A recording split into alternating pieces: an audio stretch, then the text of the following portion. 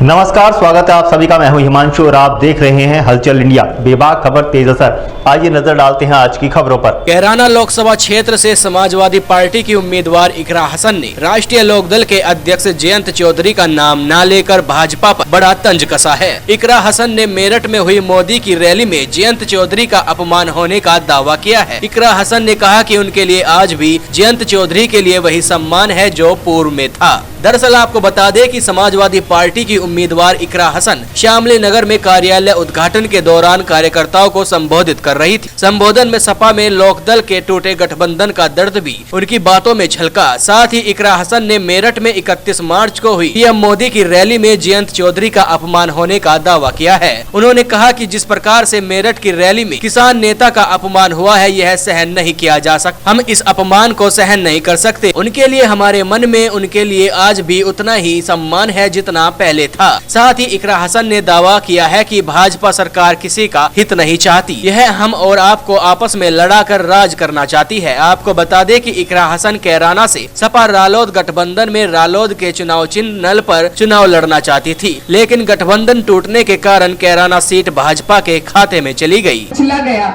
लेकिन ये सरकार नहीं देगी। आज ये सरकार झूठे वादे देकर हमें बहलाना फुसलाने का काम कर रही है। लेकिन हमने मेरठ की मीटिंग में देखा कि जो हमारे पश्चिम के किसान नेता है, बड़े नेता रहे हैं और आज भी हैं, उनको किस तरीके से उनका अपमान किया गया, ये हम नहीं भूल सकते। हमारे मन में आज भी उनके लिए सम्मान है, लेकिन भाजपा ने जिस तरीके से उन्हें दरकिनार करने का मंच पर काम किया, ये आपके सामने है। ये सरकार किसी का हित नहीं चाहती। ये सरकार तो बस हमें आपस में लड़ाकर कुछ पूंजीपति इनके साथी हैं, उनकी जेबें भरने का काम करना चाहती है और दूसरे हाथ से वही कमाई इलेक्टोरल बॉन्ड के जरिए उनसे ले लेती है। तो ये जो सरकार है, इसका ये कारवां 10 साल तक चल गया। अब अगर आप और हम आज भी ना समझे तो सरकार की गलती नहीं, फिर गलती हमारी है, क्योंकि ये हमारे पास मौका है।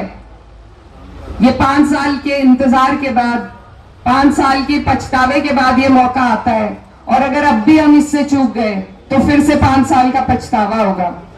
हम जब यहाँ मीलों पर धरने देते थे, धरनों पर बैठते थे, तो हमारे बड़े बुजुर्ग सब यही कहते थे कि जब वक्त आएगा तो बताएंगे। आज ये वक्त आपके हमारे सामने है। अगर आज हमने इस वक्त की अहमियत को ना समझा, आपस की छोटी मोटी नाराजगियों से अगर हमने इस सरकार को दोबारा अपने ऊपर हावी होने दिया, तो हम फिर 5 साल के लिए पछताएंगे। तो मेरे सभी बड़े बुजुर्ग, ये हमारे मुस्तकबिल का सवाल है, हमारे आने वाले कल का सवाल है। अगर आज हमने इसमें सुधार नहीं किया तो कल को पछतावा होगा।